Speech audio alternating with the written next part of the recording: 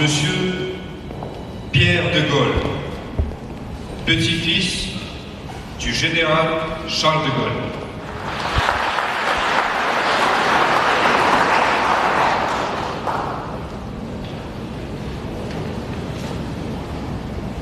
Здравствуйте! От имени французского народа горячо приветствую русский народ и его правителей и президент Vladimir Poutine. Vos Excellences, Mesdames, Messieurs les officiels, Mesdames, Messieurs, je vous remercie au nom de ma famille et de mon père, l'amiral de Gaulle, de nous inviter pour la célébration de votre fête nationale. Nos peuples sont liés par de longues années d'amitié et par le sang versé contre les nazis. C'est l'occasion pour moi de répéter que la relation franco-russe était pour le général de Gaulle d'une importance toute particulière. La France et la Russie sont proches l'une de l'autre, mais aussi unies par la conscience de leur communauté d'intérêts et de destin. Plus encore, la Russie était vue par mon grand-père comme l'allié de revers indispensable à sa sécurité, parce qu'elle participait à sa conception de l'équilibre du monde et de sa place de l'Europe dans le monde. Le général disait même « La décision funeste de Napoléon d'attaquer Alexandre Ier est la plus lourde erreur qu'il ait commise. Rien ne l'y forçait. C'était contraire à nos intérêts, à nos traditions, à notre génie. C'est de la guerre entre Napoléon et les Russes que date notre décadence. Je viens ici pour affirmer une nouvelle fois haut et fort qu'il est de l'intérêt de la France de garder de bonnes relations avec la Russie et de dire qu'il faut que nous travaillions ensemble en vue d'aider à l'union et la sécurité de notre continent, ainsi qu'à l'équilibre, au progrès et à la paix du monde tout entier. Chacun reconnaît aujourd'hui la responsabilité des États-Unis dans le conflit actuel, le rôle funeste de l'OTAN qui s'élargit sans cesse et la politique inconsidérée du gouvernement ukrainien. Ce dernier, fort de belles promesses et nourri d'illusions américaines et européennes, a conduit une politique très condamnable à l'égard des populations russophones du Donbass, multipliant discrimination, spoliation, embargo et bombardements.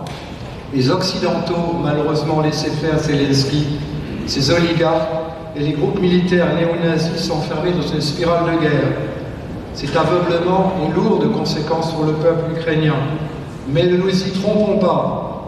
Que veulent les Américains, si ce n'est provoquer une nouvelle confrontation Est-Ouest, dont le seul but est d'affaiblir et de diviser l'Europe pour imposer leurs directives, leur économie et leur système.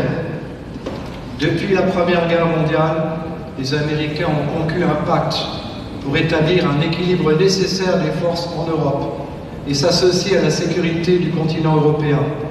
Ce n'est pas en organisant une escalade militaire systématique en Ukraine qu'ils respecteront leurs engagements ni leurs grands principes de liberté et de démocratie. Les États-Unis sont dans l'erreur, l'Europe est dans l'erreur, dans l'expansionnisme débridé et irréfléchi, conduit inexorablement au déséquilibre du monde et à l'injustice. Les belles promesses des Américains de ne pas élargir l'OTAN à l'Est ni au Nord n'ont pas été respectées. Les accords de Minsk n'ont pas été respectés. La réalité, c'est que les Américains n'ont jamais accepté, ni l'Occident avec eux, qu'après la difficile transition de 1991 et la reconstruction qui a suivi, que la Russie ne s'intègre pas dans son monde unipolaire. Les Américains et l'Europe n'ont jamais accepté que la Russie se transforme selon le modèle occidental à son image. À cause de cela, et d'emblée, le président Poutine fut perçu comme un dictateur, alors que c'est un grand leader pour son pays.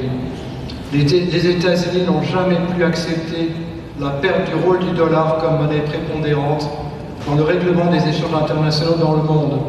Le pire est que dans cet aveuglement, ils ne font que renforcer, en déplaçant les intérêts économiques et financiers à l'Est, la position de la Chine et de la monnaie chinoise qu'ils veulent aussi combattre. Les sanctions, qui sont celles de la politique du faible, sont inopérantes, sauf à affaiblir les Européens et autres nations du monde. Les Africains eux-mêmes, par l'intermédiaire du président de l'Union africaine, M. Macky Sall, s'en inquiètent considérablement. en provoquant une crise économique profonde, systémique et durable qui nous touche déjà tous, du prix du pain, au chauffage, au carburant, mais aussi par la pénurie agroalimentaire des matières premières et des métaux industriels qu'elle entraîne, les Américains affaiblissent les Européens à leur profit. Aura-t-on oublié que depuis au moins un siècle, toutes les crises financières majeures viennent des États-Unis? Notre dollar, votre problème, disait Henry Kissinger. Les Américains nous tiennent toujours par leur endettement qu'ils exportent, en imposant aussi un modèle culturel et social qui repose sur le culte de la jouissance et de la consommation. Les Américains sapent le socle de nos valeurs traditionnelles et les deux piliers de la civilisation que sont la famille et la tradition. L'Europe et bien sûr la France ont tout à perdre à s'enfermer dans cette escalade militaire et idéologique voulue par les États-Unis et l'OTAN.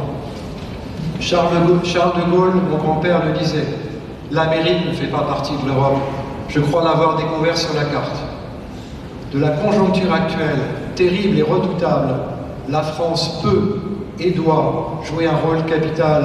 La France et la Russie sont toutes deux filles de l'Europe. La France ne doit pas oublier qu'elle est l'aînée des nations européennes et qu'aucune n'a derrière elle une aussi longue traînée de gloire. Mon grand-père a toujours soutenu et défendu l'impérative nécessité, même au moment les plus difficiles de l'histoire, de construire et préserver une relation forte et partagée avec la Russie. Il aimait la Russie. Nous aimons, ma famille et moi, la Russie et son peuple. Le peuple russe, dont le droit de propriété est si injustement bafoué partout dans le monde. Cela me rappelle les pires moments de l'occupation et du régime de Vichy en France. Les artistes, les sportifs russes sont-ils aussi responsables? Cette politique aveugle et systématique de confiscation et de discrimination du peuple russe tout entier est scandaleuse et me choque considérablement. Permettez-moi de citer encore une fois le général de Gaulle. En France, on n'a jamais considéré la Russie comme un ennemi. Je suis pour le développement de l'amitié franco-russe et je n'ai jamais envoyé, et je n'enverrai jamais, des armes aux gens qui se seraient battus contre la Russie soviétique. Les Américains donnent de l'argent et des armes, nous les payons en part d'indépendance. Je regrette que le gouvernement français se commette dans cette soumission à l'OTAN et donc à la politique américaine. Je déplore que par la volonté de certains présidents français, la France soit dissoute dans l'OTAN. Or, le général de Gaulle s'est toujours efforcé de maintenir l'indépendance de la France dans le commandement intégré de l'OTAN. L'OTAN absorbe l'Europe. Depuis, les Américains ne parlent plus à la France et ne nous considèrent plus comme une nation forte et indépendante. Faut-il rappeler le camouflet récent subi par mon pays dans la rupture brutale et unilatérale du contrat d'achat des sous-marins australiens par l'Australie, membre du Commonwealth, et qui fut orchestré par les Anglais et les Américains? La France peut-elle se contenter, outre sa perte de souveraineté, de 3 jours et de carburant d'avance en munitions que lui octroie l'OTAN? Je ne comprends pas la politique du président français. Fort de ses convictions, de son armée et de la force de dissuasion qu'il a lui-même construite, aux grandes dames des Américains, le général de Gaulle a eu la détermination de sortir de l'OTAN tout en restant comme membre de droit de l'Alliance Atlantique. Je souhaiterais que le président français ait ce courage et cette volonté, plutôt que de subir les affres de la pensée unique et de la politique commune imposée par les Américains qui le rendent dépendant. De la même manière, je ne reconnais pas dans la France d'aujourd'hui, dans cette politique du « en même temps » qui nous affaiblit. Je ne le reconnais pas non plus dans l'abandon des valeurs, de notre histoire, de notre culture, de nos grands principes de liberté, du devoir et de la sécurité. Le général écrivait « Il existe un pacte 20 fois séculaire entre la grandeur de la France et la liberté du monde.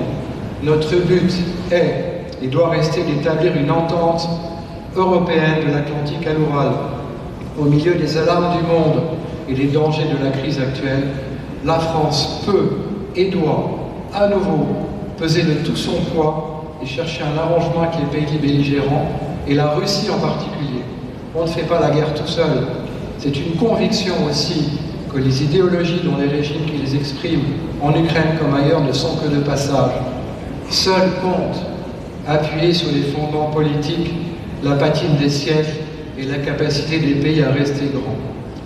Comme le disait le général de Gaulle en 1966, lors de son deuxième voyage en Russie, la visite que j'achève de faire à votre pays, c'est une visite de la France de toujours à la Russie de toujours. Je vous remercie.